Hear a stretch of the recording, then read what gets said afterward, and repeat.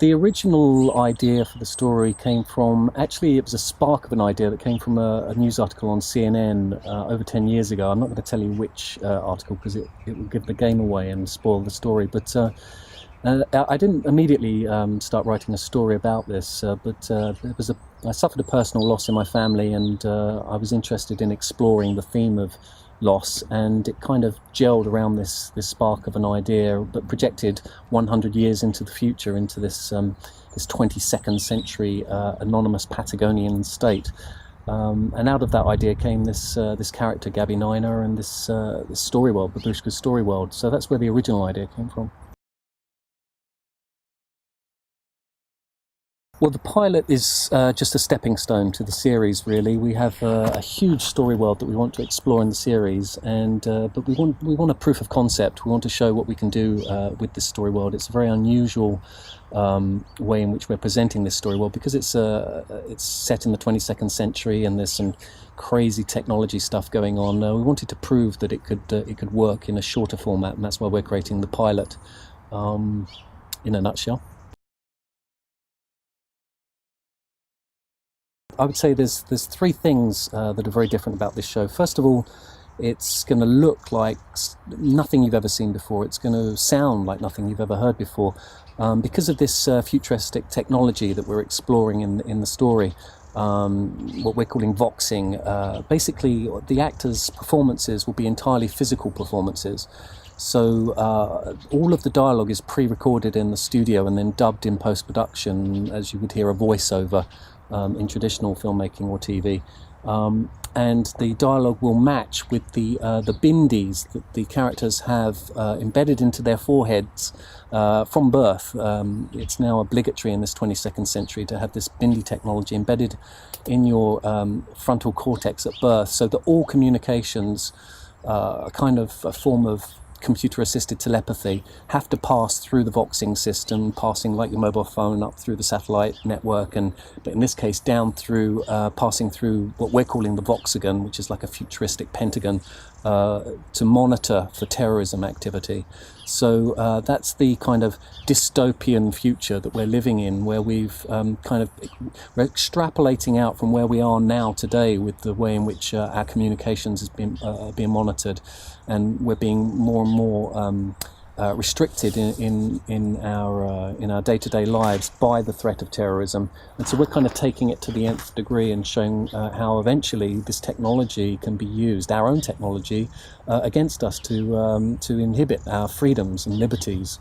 And that's one of the major themes, the science fiction themes, that runs through this story. Our lead actress, who we have spent over 3 years finding.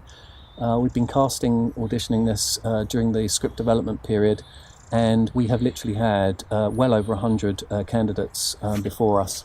And it took us a long time to find eventually the girl that we have found, and she's something of a phenomena.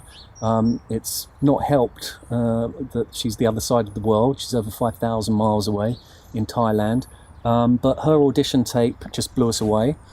And we think she's very special. Surprisingly, she's had very little formal acting training, other than school drama classes, but she is a natural, and it's been an absolute pleasure preparing the role with her. She's got a very complex role to fulfill, but her initial audition tape just shows that she's got a handle on the psychology of the character, and it's a very complex character. So we're very excited to have Tia Tavi involved in this project. This will be her acting debut. We believe it will be the beginning of a very long and successful career. I hope the gods are on her side and the wind is at her back. And I think that she's got something very, very special that we're really looking forward to putting on the screen for other people to see how really special she is. When I first saw the audition tape, it sounds a bit crazy, but she reminded me of a young Marlon Brando in the way in which she just fell apart in front of the camera. She seems to be totally uninhibited, which is quite surprising for someone with very little acting experience. Maybe it's something to do with her modelling experience. But But this character has been growing with me for 10 years, so it took a long time to find the right girl that I thought could do the job and do it justice and serve the spirit of Gabby Niner. And she does that, and I'm really excited to be working with her on it and seeing what she looks like up on the screen, filling Gabby's boots. I would have to say the story, the plot. It's a very twisted story. We've had a few hundred people read the script during its development process, and I can say almost without exception, everybody that has read the script has pretty much said the same thing, that it has left them disturbed. There's been numerous, dozens and dozens of people that have said it has literally made their toes curl when they've read it. So, and I think there was only one possible negative reaction, and it turned out it was somebody who was Mormon or Quaker or something like that, and they objected to the storyline on religious grounds. But apart from that, universally, it's a very disruptive, almost transgressive story. It's a very twisted, dark tale. It's got a melancholy, sad core vibe, a bit like a Lana Del Rey song. It's got that atmosphere. But like a Del Rey song, it's also got this kind of euphoric chorus of love that kind of brings you back to it and keeps you with it, and doesn't leave you, thoroughly depressed and slashing your wrists. So the story, the star, and this sci-fi technology that's super cool, with our glowing bindies and mute physical performances, that's kind of what makes this very special, very unique, very different and original, and really we don't know anyone that's ever done anything like this on TV or in film. So it's an experiment. It may fall flat on its face, because it comes from creativity, originality, failure as a byproduct, and you never know. That might happen. But I think the fact that the artist found its audience reassures me that there's a good chance that Babushka might find its audience, and that's what we're hoping for. That's what we're shooting for. As you might suspect, I don't think it would be given too much away. In this dystopian world, it would be nice if we could work to an end whereby eventually we're released from these kind of chains that we've tied around our own neck, really, by restricting our speech, and that's something that we're working towards in the series. The story is set for the pilot on Gabby Niner's 18th birthday, quite symbolically. So there's a real coming of age theme, and as Tia's just turned 18 herself, she knows about these issues of coming of age. She's very familiar herself, first-hand experience. So maybe that's one of the reasons she was able to find the psychology in the character. Our cinematographer, for starters, is probably Wales' most acclaimed, certainly the most awarded cinematographer, Hugh T. Waters. He's a 2 times BAFTA winner. The Welsh love the word lush. They love using the word lush, and that would be a very good word to describe Hugh's work. So we're shopping local. We're shooting in Wales, and we're working with a Welsh cinematographer.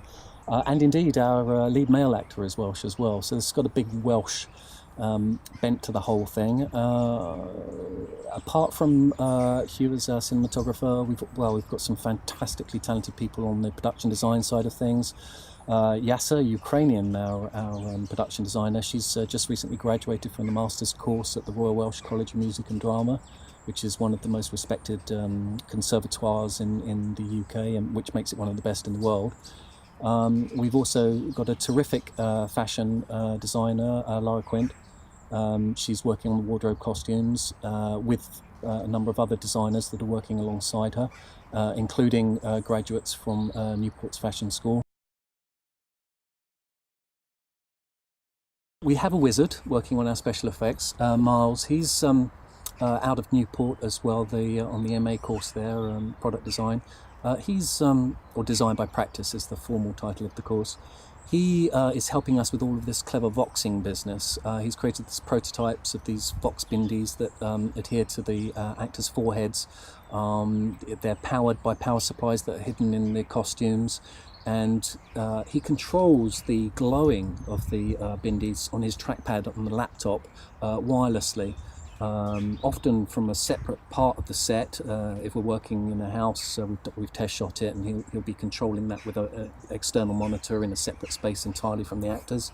So he controls it through, I think it's Bluetooth, and that's his bag really. He understands what he's doing. I don't begin to understand it. I just said to him, we need these bindis to glow as the characters speak, but as we hear their speech in pre-recorded dialogue that we're going to edit in afterwards.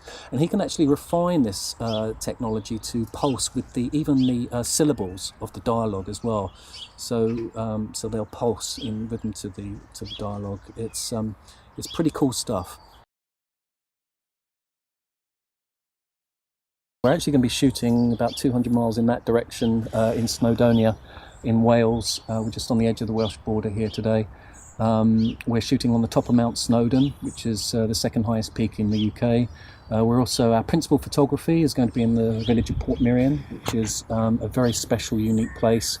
Also, not just in its own right, but historically, it's where they shot the 1960s sci-fi, British sci-fi classic series, The Prisoner. So if all goes well with the pilot, then we hope that the series will be broadcast to celebrate the 50th anniversary of the original Prisoner series. Everybody is asking when, because it's taken us so long, 3 years, to cast our lead actress, but we have done that now. So we're pretty much in good shape. We've got some work to do to finish on wardrobe, costume, set and props. But we're looking to shoot in the new year, probably February. It might drift to March, we'll see how it goes. We haven't got a defined schedule yet, so that's not long. It's only a few months to go, but we should be ready to shoot in the new year. We've got our location sorted, and we're really chomping at the bit. It's an independent venture, so there's a lot of goodwill already revolving around this project. There's already over 50 people implicated in it that are giving up their time on a voluntary basis, purely off the back of the strength of the script and the story and the belief in the pilot going forward to becoming a series. But around that goodwill, there's certain production costs that you can't avoid in building sets, props, costumes, flying tier over from Thailand, accommodation, that sort of thing. So that's why we're reaching out with the crowdfunding campaign, just to encourage anybody that wants to get involved in supporting what we want to do to chip in. And we will gratefully receive any contributions, but also not just money. We're very open to artistic, creative people that want to get involved in the project as well. There's still space for creatives to become involved. If you're a Photoshop whiz, a After Effects wizard, an artist, just generally speaking, we've got lots of work for idle hands. So there are links on our social media and Tumblr for people to reach out and contact us, and I urge people to do that if they want to get involved in the project and help us put Tia on the screen and tell our story. That's what we're looking to do, and join the Babushka Express, and let's see where it takes us.